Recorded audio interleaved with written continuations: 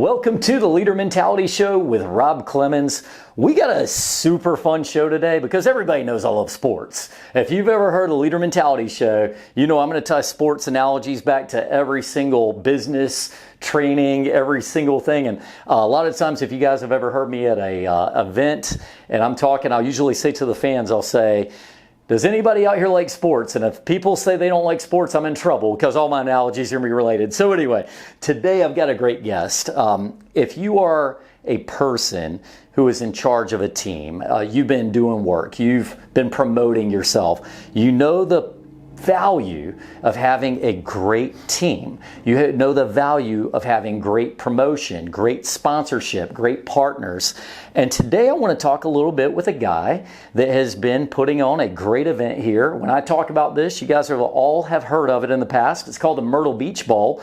And we have none other than Tony Ferrante. That's correct. All right. I got the name right. So we start off good, Tony. Welcome to the show. Pleasure. Man, it's good to have you. Yes, I've been a fan of what you guys are doing with the Myrtle Beach Bowl for years, so I want to dive into that a little bit today. But if you would, tell me a little bit about the Myrtle Beach Bowl and how this thing got started and what's the point of all this good stuff. All right, well, we had our first game back in 2020. The city of Myrtle Beach, ESPN, and Coastal Carolina University agreed to partner early on, sometime in 2018. Kind of went through the process of getting it approved through the NCAA, and once everything got approved, December of 2020 was the target date. It was a big year that year for many reasons. One of them was a COVID year, and so the game kind of lucky to play the game that year. We did get the game in, but kind of scaled back a little bit, had limited attendance due to COVID restrictions and whatnot, but we've been growing and getting bigger every single year since then. And essentially, a few years back, ESPN found the need to try to incorporate a few more bowl games into the postseason picture in college football. There were a number of teams who were worthy to go to a bowl game, but were being left out because there weren't enough spots for them. Sure. So ESPN partnered with a number of the conferences, Sun Belt, Mid-American, Conference USA, and found some good locations and throughout the country, and that's how we started over here. The Sun Belt in particular had a need, the Sun Belt Conference, for an extra bowl game, and great location at the beach. You can't get much better than Myrtle Beach. And I was going to say, somebody's sitting in the room going, Myrtle Beach, vacation. Yeah.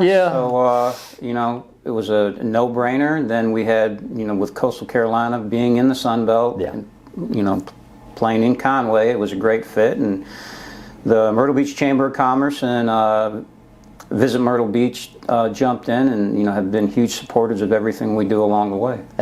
We've got one of, honestly, I feel like in the Myrtle Beach area, and for those of you who live out of the area and you're hearing the show, I'll explain that Conway is where Coastal Carolina is, and that's where the Myrtle Beach Bowl is primarily hosted. But it is just, I'd say, west of Myrtle Beach. And then we have Myrtle Beach, we have Pawleys Island, we have so many great destinations, but we have some of the best Chamber of Commerces, bar none anywhere. And you mentioned Myrtle Beach. Conway has a great chamber, but Myrtle Beach has been the driving force with the Myrtle Beach Bowl, yeah? They have, yes, sir. Yeah, very cool. And by the way, you brought us some great swag stuff today. So I love the ESPN, got these great koozies, and always a fan of that. You talk about ESPN, we talked about the fact that they felt there was a need to get some other games in at that time. Walk me through, how hard is that process, though? I mean, is it where there are 50 different areas and Myrtle Beach was one of those few? Or I can't speak to all the specifics, but there's always a number of cities who have interest in hosting a bowl game. Myrtle Beach was at the top of the list, but they'd like to find a location, a city that has a draw, that people are going to want to go to that city for other reasons besides playing a football game. They don't necessarily look for warmer climates. It helps, but I mean, they have a bowl game in Boise, Idaho. Right. So they just look for something unique about that location, and then civic support, which certainly is what we have here. No question. and at any point in time, there's a couple cities out there that would love to have a bowl game, and Myrtle Beach is extremely fortunate, and to have it at this location, and like I said, ESPN and Myrtle Beach, it's been a great partnership. So. I think so. How have you seen the growth from when we talk about this in 2020 to 2025? What have you seen personally happening there? Just all around, anything from attendance to viewership, on the broadcast, the economics that we assist in providing the Myrtle Beach economy during that time of the year, and things have every year progressively gotten better and better. So community involvement's been great. It's been very positive for us. Very cool. Now, last year, we talked about this a little off the air, but maybe for the guest, it might be kind of an interesting thing to hear how this comes together. Last year, famously, we had Coastal Carolina in the Myrtle Beach Bowl, and that was a big deal around here. Yes. How did that come together? Well, it was last year was an interesting scenario with regards to bowl team selection. Going into the last regular season week of games, there were 3 bowl spots open. So there were enough teams to fill all but 3 bowls. So there were 16 teams going into the last week who could become bowl eligible on that weekend for 3 spots. Only 3 teams became bowl eligible. So the exact number of teams who could get into a bowl game became eligible. Everybody, was left at home. Sure. Coastal was one of those teams, and so were their opponent, UTSA. Both of them became bowl eligible on the last week of the season with 6 wins, and that kind of factored into it. And they were a great team to have in the in the game last year, and we were excited about that. It was an interesting situation because they were the home team, but they were the visiting team for the bowl. That is interesting. Was there any behind the scenes, the visiting team, were they like, hey, wait a minute? Well, they were great with everything, and they understood that, and they kind of had an idea that would happen. But the one road I would not go down is we let them use the home locker room. Okay. Oh, wow. Was not going to cross that bridge. Well, that's fair. Yeah. But yeah, they stayed in their locker room, but they wore the white jerseys and were technically the visiting team. I can appreciate that. Now, here's the thing about this. Don't tell me for a second that these players don't look at where they're going for their bowl games and they're like, Myrtle Beach, heck yeah, because Coastal Carolina a couple years ago got to go to Hawaii. Well, Coastal they've had some pretty good bowl selections. They've gone to Hawaii. They've gone to Orlando a couple times. Yeah.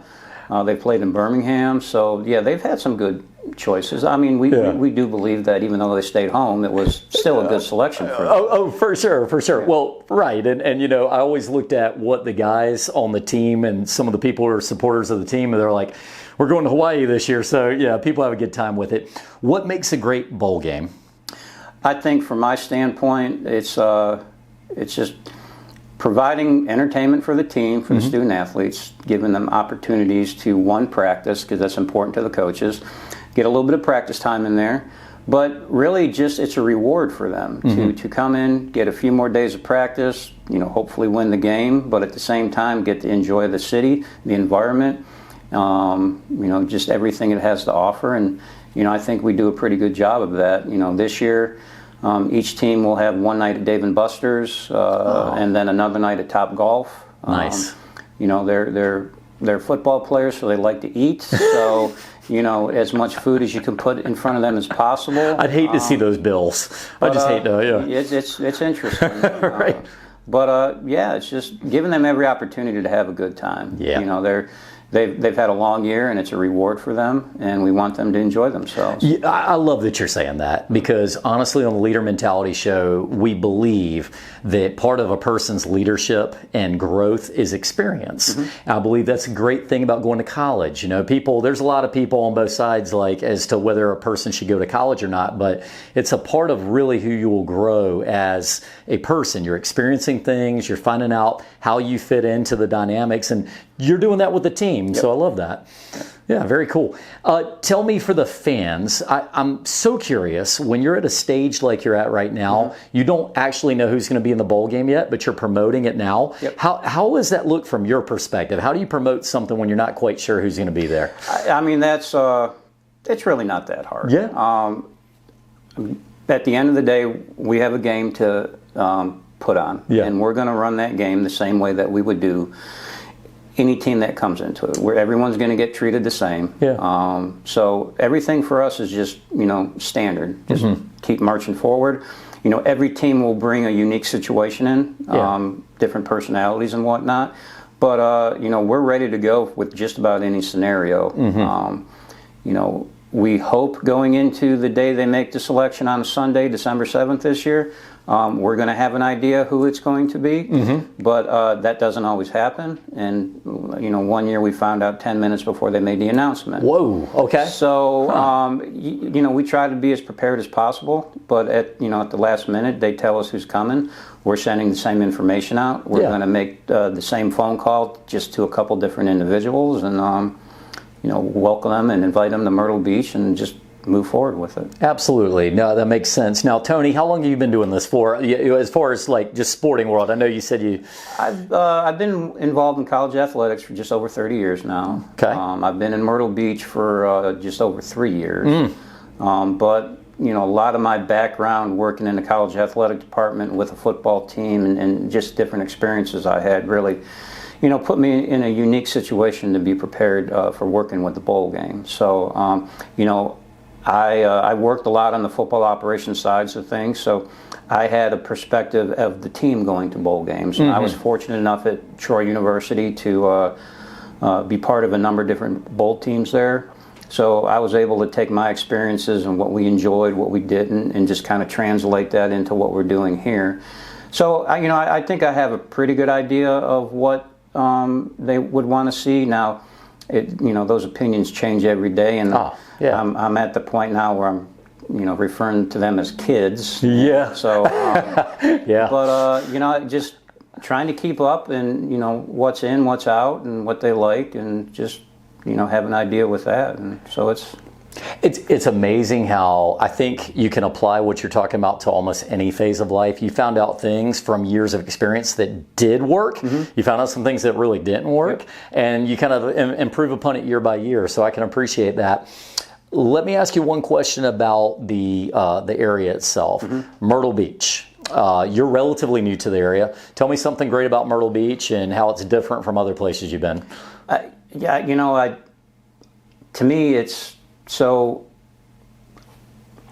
For me, it was a bit of a change from where I came from. Troy University, I was there for 25 years, just about 25 years, and small town, small college campus, small town in South Alabama. So, we had a Walmart and a couple fast food restaurants. But it started growing. By the time I left, we had a Hobby Lobby and a TJ Maxx. Okay. Two stoplights instead of one. There you go. Gotcha. So going from having one Walmart to 4 Walmarts, just things like that. Just having, being able to get out and about and go explore. And, I spent my first year every Saturday just going out in different parts of the city, down south, up north, just learning the area. And I tell you the one thing that I've had to adjust to, but I'm pretty good with it now, is the traffic. Okay. So I'm finally to the point to where I don't need my GPS wherever I'm going. Yes. Well, and like anywhere else, hey, don't drive on 501 between 4 o'clock and 5:30 or whatever, and you just kind of learn these things. But there's so much to do here. There's always something going on. Every weekend there's a festival or just a concert, you name it. There's a lot to do here, and I enjoy it, and it's been really nice. I'll tell you one thing, and so I grew up in the Air Force, and my father was an Air Force person, so we lived all over the place, and one of them was Blytheville, Arkansas. Kind of reminds me of that. We had one Walmart. I've been there. You've been to Blytheville, Arkansas? We've stayed there for football games. Yeah. That's amazing. Like, I've never met anybody who's actually been to Blytheville, Arkansas, other than me. 3 times. Oh well, and what were your impressions? Beautiful place. No problems at all. It was a little secluded. But. Shout out to Blytheville. I'm not saying anything, but we have one Walmart, maybe one stoplight, and Sonic was a big deal out there if you're going to go have some food. But my point being that when I moved here permanently, I always thought every time you go on vacation for the rest of your life, it's a different thing, because when you go on vacation somewhere and you're like, oh, I'm going back to Myrtle Beach. So it's a beautiful feeling. Yeah, I mean, that's the first thing people always say to me when I tell them where I'm living. Well, that's a tough life. Oh, yeah, this is hard. It's very hard. Living at the beach, that's tough. Take a little bit of traffic. Well, that's cool. I love hearing about your background because I think it means a lot for people to know that you're invested in this. This isn't just another job for you, but you've been eating and sleeping and breathing this for many years, and you chose this because you believe in it, and I love that aspect. How big is the community support in this? I mean, tell me things that you need when you're putting on a bowl game like this as far as support from the community. Well, there's nothing about the game that would happen without the community support. Everything that we do is centered around the community. Whether it's some of our smaller sponsors or bigger sponsors such as Visit Myrtle Beach. Yeah. Again, they're involved in everything that we do. We're very fortunate as a whole to have a great group of sponsors that work with us. And again, having Visit Myrtle Beach in coastal Carolina, the city of Conway, the city of Myrtle Beach, the hotels, everything. It really makes things easy for us. And it's everyone realizes how important this game is to the community, so everyone wants to be involved with it. Yeah, you want to be involved because you want it to succeed, but you also want to maybe help your company out. So you still need sponsors of all various levels. Sure. Yeah. How do sponsors get involved with this? A lot of them, it's they come find us. Okay. But we do actively go out and talk to different groups and companies, restaurants, stores, you name it, and gauge their interest and basically just convince them that this is a good avenue for them to get their name out there, a good product to support, and that we could be mutually beneficial towards each other. It makes a lot of sense to me. One of the things I think of, so I also own a company called Carolina Bays Homes, and we're actually a sponsor of Coastal Athletics. So we sponsor the football, baseball, and basketball. People ask me why I did that at one point, and I said the reason is because just for your company to be associated with such a big brand, it says something about your company. Sure. I always felt like that. And then there's a story. I'm a Coastal Carolina grad. Yep. I wanted to give back to my school in my way. I wanted to have a place that we could all be proud of, that we're still affiliated. And I think that's sort of like what's happening with the Myrtle Beach Bowl. I think that if you're here and you're getting involved with this, it says something about your company at the end of the day. So that's very powerful. And we would love to have you part of our team. Yeah. Speaking of, right? Well, I saw this. This is, for lack of a better term, this is your business card, sort of. And I thought this was the coolest thing ever. Who came up with this idea? This is just brilliant. Well, I really can't say it was me. Yeah. It's just using the chip has become somewhat popular. I know here in Myrtle Beach with golf being so popular, people use it for a ball marker and whatnot. So just had the thought of putting the business information on the back of it. So I always said, when it comes to marketing, and anybody who listens to the show, I've got little bits and pieces, be memorable. If you hand out a regular business card, what do most people do? They just pop it in the back pocket. They get home at night, it's all crumpled up, they throw it in the trash can. You hand them something like this, they go, oh, look at that. And I love that. So very, very cool stuff. Do you have any particular things that you would say about your experience with the Chamber of Commerce? I know you said they've been a great partner year after year. Tell me about the local Myrtle Beach. As far as the Myrtle Beach Chamber and Visit Myrtle Beach in particular, I can't stop saying good things about them. They're a great sounding board with what we do, great suggestions. Anytime I need help with something or getting contact information, they jump right in. And like I said, from my standpoint and in my experience here, it's been seamless. So. It's such a great group, and I feel like they're always pushing the bar and trying to bring more good stuff to Myrtle Beach. So let me add, we're going to wrap up with a few questions, a little rapid fire. You ready for this? Sure. All right, okay. Greatest football player of all time? Well, all right, here. I don't want to put you on the spot too much, but you can give me one of the greatest of all time. Well, college, for me personally, it would be a gentleman that played at Troy, DeMarcus Ware. Okay. Oof, Yeah. DeMarcus Ware. He was a man on that sir. football field. Yes, sir. Yeah. And then beyond that, I'm just going to try to stay neutral. Yeah. I grew up a Cleveland Browns fan, and you know they had a long list of great players. Yeah. Yeah, going back to Bernie Kosar and all those. Yeah, Bernie. I do want to ask you a question about DeMarcus Ware. This is a guy who was, I mean, as a Washington fan, I shudder to see him on the other side of the football every year getting at the quarterback. What was the growth of him from Troy to the NFL? Well, I can tell you the growth of him from high school to Troy, Okay. and then to the NFL. When he arrived at Troy, it was Troy State at the time, but I believe he had only played 2 years of high school football. He was a soccer player. Oh, okay. They convinced him to come out with football, and then he made it to Troy, was an All-American, and then now he's in the NFL Hall of Fame. But the one thing about DeMarcus, he is as genuinely good individual as you're ever going to find. Wow. One of the greatest players of all times, but as far as an individual, he is first class. Doesn't get any better than him. Love that. And I'll tell you what I think of, and I've never met him, obviously. I just think somebody at some place in his life said, you should try this thing. Yep. And to go back to what we were talking about a little bit ago about with these football players getting to experience things, sometimes to have that leader in your life that said, hey, I think you might be good at this. Yep. And if that person didn't give you that little nudge, we wouldn't have seen one of the best football players of all time. So as you guys are thinking about going to the Myrtle Beach Bowl and we're talking about this promotion, remember, not just to have a great time on the football field watching a game, not just to see the beautiful stadium, which is Brooks. I mean, Brooks is one of the most beautiful stadiums in college. I will put it up pound for pound versus anybody. But also remember, these are kids out there that have been working their whole lives to this point to get out and show what they can do. So come out and support them. I mean, it's a huge thing. It's been a great day. Yeah. Last year was a beautiful day. It was a little cold outside. Yeah, I mean, but it's a good time. Yeah. This year we played December 19th at 12 noon, which is a Friday. Good game day selection for us. So no, we're really excited about it. Very cool. Well, Tony, as we wrap up the show, tell us how sponsors can get involved first, because I'm definitely interested in hearing what that process is. Just reach out. Visit our website, myrtlebeachbowlgame.com. Okay. All the contact information is on there. We have sponsor information on the website as well, and anyone with the game is more than happy to jump in and do what we can to help you make that decision. Sounds good. And to somebody who's thinking about going to the game, final word for them?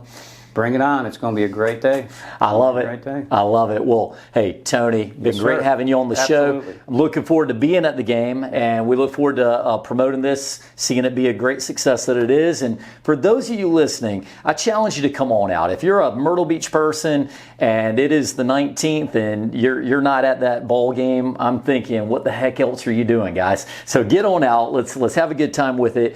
Tony, I think this is a brilliant thing. I'm so glad and proud that we have this in the Myrtle Beach area. I think it's just a part of our growth. And for you out there, come on out and see us. And for all of you fans, thank you for liking and watching us on social media. And we'll look forward to seeing you next time on the Leader Mentality Show with Rob Clemens.